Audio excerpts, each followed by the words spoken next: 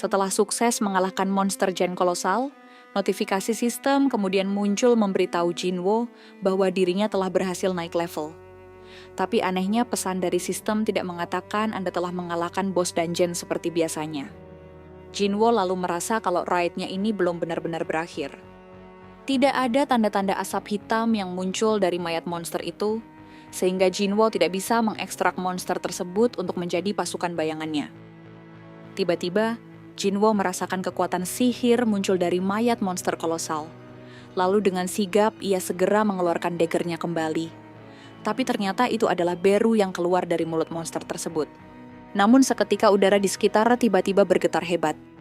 Badai gelombang kekuatan sihir yang begitu dahsyat berasal dari dalam gate meledak tanpa peringatan membuat Jinwo terkejut.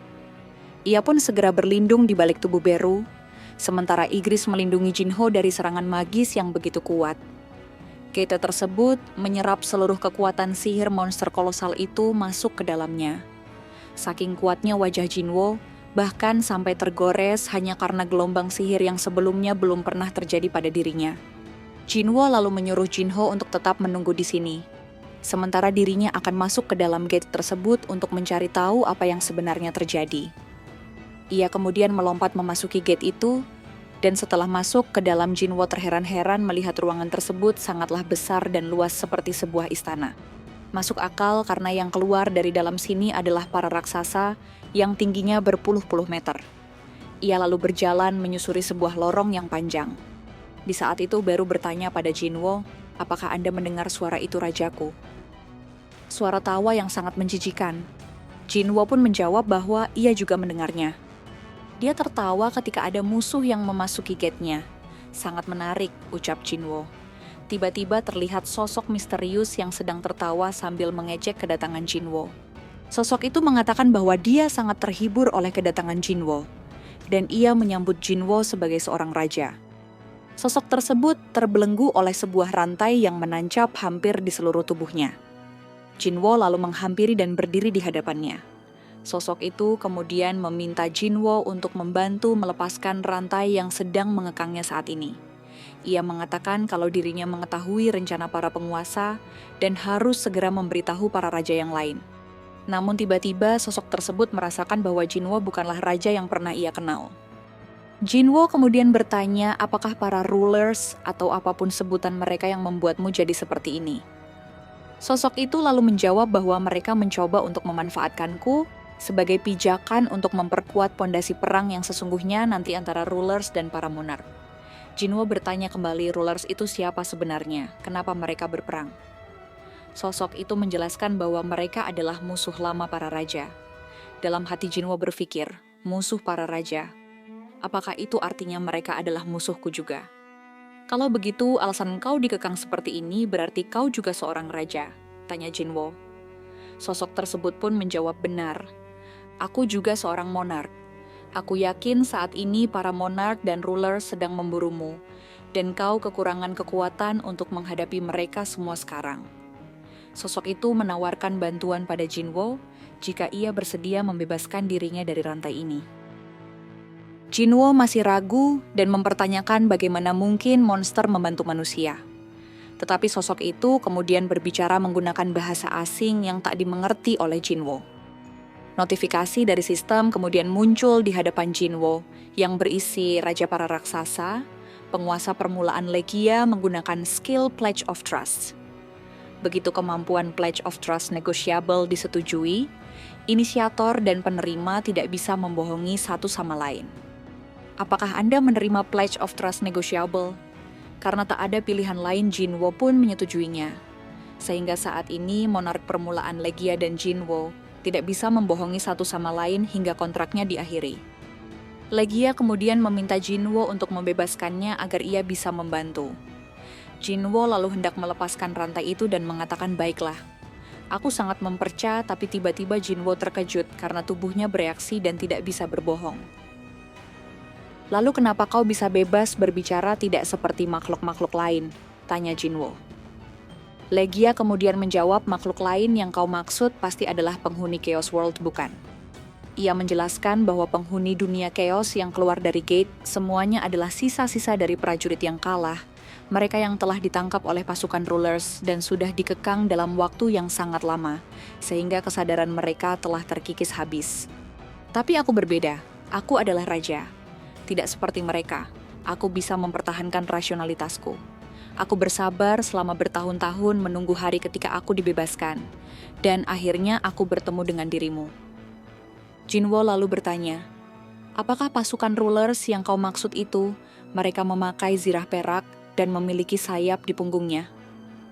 Legia menjawab benar, mereka adalah para prajurit rulers. Kau pasti bertanya-tanya kenapa mereka terus mengirim para monster ke duniamu melalui sebuah gate, bukan?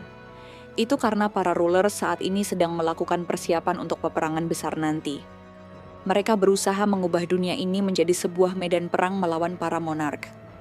Jinwo yang masih belum mengerti kenapa harus bumi yang dijadikan medan perang. Apa alasannya?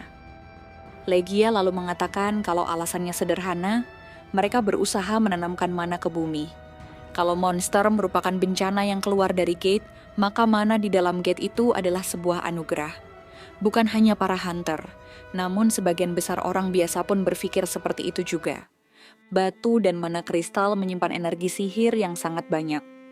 Namun sebenarnya itu semua hanyalah langkah untuk membangun pondasi persiapan perang yang sesungguhnya. Tidak ada cara lain yang lebih baik untuk menanamkan kekuatan yang tidak pernah ada sebelumnya selain menggunakan darah mereka yang memiliki kekuatan itu. Para rulers memutuskan untuk menggunakan sandera yang sudah mereka tangkap untuk menanamkan mana pada bumi. Energi mana sihir menjadi semakin padat. Itu adalah hasil dari darah iblis yang tercurah ke kaki para tentara. Mana ini bertujuan untuk memperkuat dunia. Para rulers melakukannya agar bumi tidak hancur karena terkena dampak peperangan besar. Perang ini adalah pertempuran ulang antara rulers melawan monark. Duniamu sebentar lagi akan berubah menjadi sebuah neraka. Dan itu akan terjadi lebih cepat dari yang kau pikirkan, ucap Legia. Legia menyuruh Jinwo untuk segera melepaskan rantai yang mengekangnya saat ini, karena sudah tidak ada waktu lagi. Mereka para monark dan rulers tidak akan tinggal diam jika mengetahui dirinya, dan Jinwo sudah melakukan kontak. Kemungkinan besar pembawa pesan dari rulers sudah mulai bergerak. Tapi Jinwo masih enggan melakukannya. Di dalam benaknya saat ini masih banyak pertanyaan yang ingin ia tanyakan, termasuk kenapa mereka semua mengincar dirinya. Legia kembali menjelaskan bahwa Jinwo benar-benar tidak tahu apapun. Kekuatan yang ada dalam dirimu saat ini sebenarnya itu bukan milikmu. Dengan adanya kekuatan tersebut, itu menandakan pemilik sebenarnya dari kekuatan yang ada dalam diri Jinwo telah mengkhianati para monark. Mau tidak mau, sekarang Jinwo menjadi musuh monark dan rulers. Legia bersumpah bahwa dirinya akan setia bertarung di sisinya dan akan menghancurkan semua yang menghalangi asalkan Jinwo mau melepaskan segelnya. Jinwo yang masih sedikit ragu tiba-tiba mengeluarkan sebuah aura yang mirip dengan Ashborn dan mengatakan kalau kau memang bersedia untuk membantuku, bukankah lebih baik jika kau menjadi prajurit bayanganku saja? Legia pun terkejut. Dalam pikirannya ia mengatakan apa itu barusan. Sekilas aku melihat bayangan dari Ashborn dalam dirinya. Ia kemudian menjelaskan pada Jinwo bahwa tubuh dari monark itu hanyalah sebuah roh. Jadi ketika seorang monark mati, maka ia takkan bisa dibangkitkan kembali menjadi prajurit bayangan. Sebenarnya Jinwo masih merasa ragu. Ada yang mengganjal dalam hatinya, seperti ada sesuatu yang terlewat. Ia kemudian mengeluarkan daggernya, dan langsung memotong salah satu rantai yang mengekang tangan dari Legia. Saat Jinwo hendak melanjutkan memotong rantai berikutnya, Jinwo kembali bertanya, itu berarti apakah kau berada di pihak manusia? Tapi tiba-tiba Legia terdiam. Ia tidak bisa menjawab pertanyaan tersebut. Jinwo langsung merasa ada yang aneh. Ia terdiam apakah karena efek dari skill Pledge of Trust yang membuatnya tidak bisa berbohong. Jinwo lalu melihat sebuah batu mana kristal yang tertancap di bagian belakang leher dari si Legia, yang berarti ia juga telah dikendalikan untuk mematuhi perintah dari rulers untuk membunuh semua manusia. Di saat itu juga Legia menyerang Jinwo, berusaha mencengkeram menggunakan satu tangan yang sebelumnya sudah terlepas dari belenggu rantai. Tapi dengan sigap, Jinwo berhasil menghindar dan langsung menancapkan daggernya ke dada Legia, sambil mengatakan, kurasa tidak ada lagi kesepakatan. Sungguh berbahaya membiarkanmu tetap hidup.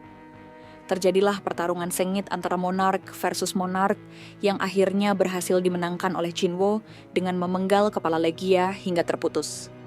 Notifikasi sistem kemudian muncul memberitahunya bahwa Anda berhasil mengalahkan bos dungeon dan naik level. Anda mengalahkan 1 dari 9 monark permulaan Legia. Jinwo lalu beranjak pergi meninggalkan dungeon tersebut dengan kenaikan levelnya yang saat ini telah mencapai 122. Cerita kemudian berpindah ke Amerika. Terlihat sebuah helikopter telah mendarat di sebuah halaman rumah yang sangat megah milik seorang hunter level nasional yang bernama Christopher Reed. Ternyata orang yang mengunjunginya adalah Nyonya Selner dan Wakil Ketua Asosiasi Hunter Amerika, Michael Connor. Christopher kemudian menanyakan, "Ada keperluan apa kalian jauh-jauh datang ke sini? Kalau kalian ingin membicarakan tentang Gate Rank S yang muncul di Amerika, maka akan kukatakan bahwa aku tidak akan ikut." Nyonya Selner lalu menjawab bahwa kedatangannya ke sini bukan untuk membahas tentang Gate, tapi tentang masalah yang jauh lebih serius. Dalam beberapa waktu ke depan, Anda akan terbunuh, Tuan Chris. Demikian rangkuman alur cerita manhwa Solo Leveling chapter kali ini. Saksikan kelanjutannya di part video selanjutnya. Terima kasih telah menonton dan sampai jumpa.